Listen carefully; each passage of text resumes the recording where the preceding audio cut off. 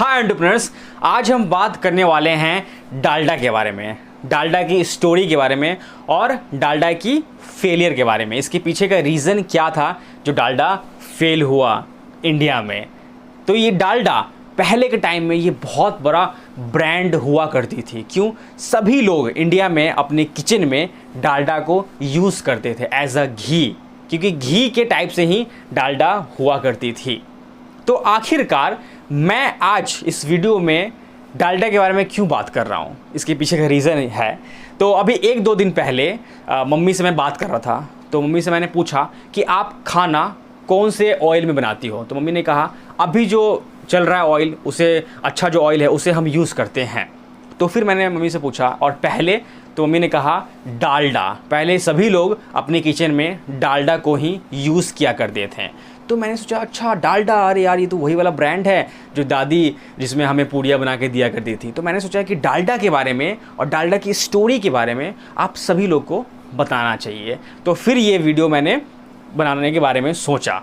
तो डालडा आपको याद होगा, थोड़ा सा ब्रीफ करता हूँ, आप लोग कनेक्ट करेंगे मेरे बात से। बचपन का जो यादें हैं आप उसे एक बार फिर से फ्लैशबैक में चले जाओगे आप। तो डालडा, हम बचपन में अपने घर में जाते थे दादी के पास, मम्मी के पास, तो हमें भूख लगती थी तो हम बोलते थे दादी हमें खाना दो। तो दादी जाती और घर में एक बड़ा सा टीन निकालती कहीं से, ऊपर से स्लैब से, और टीन हुआ करता था बड़ा सा, और उस पर एक पाम का फ़ोटो बना हुआ होता था। तो उसमें से दादी घी निकालती और उसमें पूड़ी और भुजिया हमें तल के देती। तो हमें बहुत मज़ा आता खाने में, उंगली चाट के खाते थे, क्योंकि ऐसा लगता था कि दादी घी में बना के दे रही थी। तो लेकिन वो घी तो था नहीं, वो तो डालडा था। और आपको याद होगा जब भी हमारे घर में शादी हुआ करती थी पहले के टाइम में, तो शादियों में जो खाना बनता था वो डालडा से बनता था। जो हमारे यहाँ पे बाराती आते हैं उसका हम स्वागत डालडा के बने हुए स्वादिष्ट खानों से स्वागत करते थे उनका, बड़े बारातियों का। तो डालडा, अब याद होगा आपको, डालडा का पूरा एक टीन स्क्वायर में वो आता था बल्क में शादी में, और उसमें से हलवाई निकाल के और पूड़ी तलते थे और बारातियों के लिए खाना बनाते थे, और बाराती खाना उसे उंगली चाट के खाते थे। तो डालडा आखिर क्यों आया इंडिया में? क्योंकि हमारे यहाँ पर किचन्स में अभी भी घी महंगा है और पहले भी घी महंगा था। तो पहले के टाइम में किचन में कोकोनट ऑयल और घी, ये दोनों चीज़ बहुत महंगा हुआ करती थी। तो लोग उसे ना फेवरेट चीज़ समझते थे कि एक बहुत ही प्रीमियम चीज़ है, इसे हम कम यूज़ करेंगे। तो जो भी हमारे यहाँ पे एक अच्छे गेस्ट कोई आते तो किचन से मम्मी या फिर दादी थोड़ा घी लेके उन गेस्ट के लिए पराठा बनाती, पूड़ी बनाती और गेस्ट को देते, और बाकी वो मतलब घी को और कोकोनट ऑयल को उठा के रख देते, क्योंकि बहुत महंगा है, लोग उसे अफोर्ड नहीं कर पाते थे, इतना महंगा हुआ करता था। तो लोग सोचते हैं कि यार कोई ऐसा एक ब्रांड आता जो इसे रिप्लेस करता। तो फिर क्या हुआ कि डच से एक आदमी आया यहाँ पर डालडा ब्रांड को लेके, एक ट्रेडर आया यहाँ पर। तो उस ट्रेडर ने ये देखा कि यार इंडिया में घी बहुत महंगा है, कोकोनट ऑयल बहुत महंगा है, लोग इसे बहुत कम यूज़ करते हैं, और यहाँ पे लोग ऐसे हैं कि उतने पैसे भी लोगों के पास नहीं हैं, गरीबी हालात हैं, कोई उतना अच्छा अर्न नहीं करता है, तो ये लोग अफोर्ड नहीं कर रहे हैं घी को, घी प्रीमियम चीज़ है। तो उस ट्रेडर ने सोचा कि इनको ना डालडा से इंट्रोड्यूस कराया जाए। डालडा जो कि एकदम घी की तरह ही लगता है, घी के शक्ल में ही, और उसका टेस्ट भी काफ़ी अच्छा है। तो वो ट्रेडर ने उस डालडा को सर्व किया लोगों के पास। तो लोगों ने उसे देखा, अरे डालडा ये तो घी है, चलो इसे लेते हैं हम और यूज़ करते हैं, तो सभी लोग को खाना अच्छा मिलेगा इससे। और लोग खाना उससे अच्छा खाते भी थे, उसका टेस्ट भी अच्छा हुआ करता था। तो उसका सेल्स ना बहुत आने लगा। तो फिर क्या हुआ, 2 भाई थे, जिस डच के 2 भाई, उनका नाम था लीवर, जानते हैं आप, बताता हूँ कौन है वो। आज के टाइम में उनका नाम एज आप जानते हैं यूनिलीवर या फिर हिंदुस्तान यूनिलीवर के नाम से जान जाती है। तो क्या हुआ कि डच के जो ये दोनों भाई हैं, जो डच का ये ब्रांड था डालडा, उसका कॉपीराइट इन दोनों भाई ने खरीद लिया। कहा कि तुम इसे इंडिया का कॉपीराइट मुझे दे दो और इसे छोड़ के तुम चले जाओ। उस ट्रेडर से इन दोनों भाई ने बोला। तो फिर क्या हुआ कि इन दोनों भाई ने उस ब्रांड को अपने अंडर ले लिया, और फिर 1931 में इन दोनों भाई ने उस ब्रांड को इनकॉर्पोरेशन करा दिया। किस में कराया? क्योंकि इस जानते हैं, इसको बोलते थे वनस्पति के रूप में इसे कहा जाता था। तो इन दोनों भाई ने हिंदुस्तान वनस्पति मैन्युफैक्चरिंग कंपनी के नाम से इसे इनकॉर्पोरेशन करा लिया 1931 में। और डालडा नाम क्यों पड़ा था, इसके पीछे का रीज़न है। तो लीवर भाई थे, तो इंडिया के लिए एल यूज़ कर रहे थे, तो एल पहले इसका नाम था डाडा, डाडा नाम था पहले, जब ये डच की कंपनी थी तो उस टाइम इसका नाम था डाडा। तो फिर इन दोनों भाई ने अपना एल, लीवर जो कहते हैं हिंदुस्तान का, एल उसमें लगा दिए तो बन गया डालडा।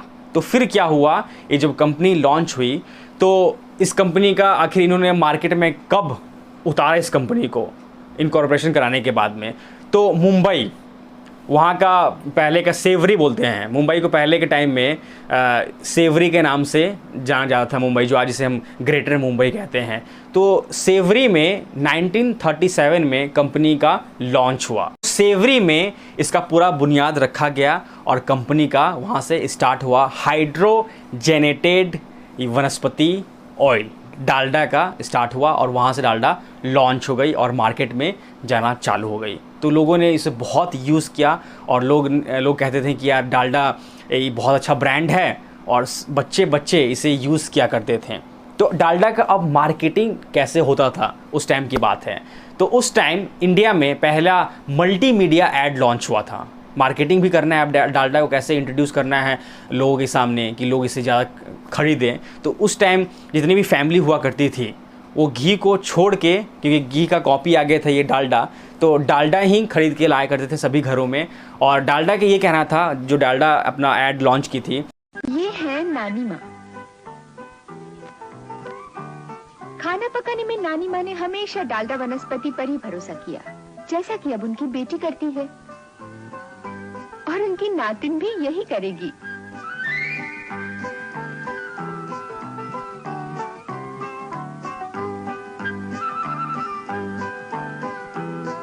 डालडा वनस्पति कि माँ भी यूज़ कर रही है, बूढ़ी माँ, दादी यूज़ कर रही है, उसके बाद उनकी जो बहू है चाहे बेटी है वो भी डालडा यूज़ करेगी। मतलब ब्रांड कहाँ से चालू हुआ और कहाँ तक पहुँच जाएगा ये, तो उसका ऐड चालू हुआ। तो पहला ऐड जो हिंदुस्तान में उस टाइम लॉन्च हुआ था, मल्टी मीडिया ऐड बोलते थे उसको, जो थिएटर में लॉन्च हुआ था। तो वो ऐड कैसा था, तो उस ऐड में दिखाया गया था ये कि स्ट्रीट पे एक दुकान खोला गया था, स्ट्रीट पे दुकान, वहाँ पे एक आदमी डालडा में पूड़ी तलता है और पूड़ी तल के जो भी वहाँ से लोग गुजरते थे तो उसे बुला के और टेस्ट कराता है। स्ट्रीट पे एक दुकान और वहाँ पे एक आदमी और डालडा में पूड़ियाँ तल रहा है, और जो भी आदमी जा रहा है उसे बुला रहा है कि सर मेरा डालडा का बना हुआ पूड़ी है, टेस्ट करो। और इस ऐड को पहली बार थिएटर में लॉन्च किया गया और वहाँ से जो ऐड है लोग देखते हैं कि अरे यार ये तो सही में लोग इसे यूज़ कर रहे हैं। तो ऐड करने का मोटिव क्या था कि हर कोई आदमी आए, इसे टेस्ट करे और डालडा को आगे बढ़ाए।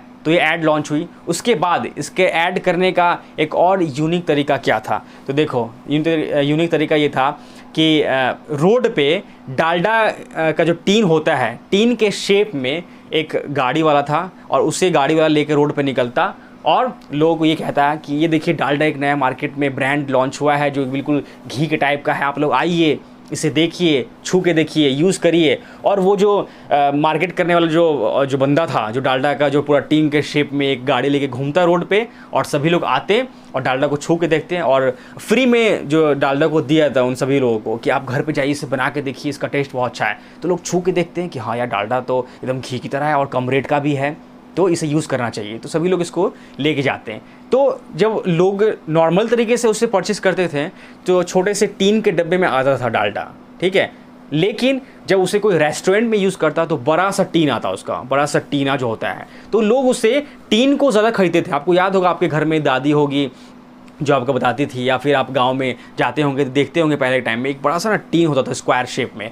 तो मान लो जैसे बल्क में चाहिए, और तो हमारे घर में क्या करते थे लोग उस टाइम की बल्क में ही खरीद लेते थे, तो टीन एक ले आते हैं उसमें डालडा भरा हुआ है। तो अब क्या हुआ कि अच्छे तरीके से वो ब्रांड चल रहा था मार्केट में, बहुत सब लोग यूज़ कर रहे थे उसको, और सिंगल लीडिंग ब्रांड ही था उस टाइम का वो। उसके बाद इसका कोई टक्कर देने वाला ब्रांड भी नहीं था।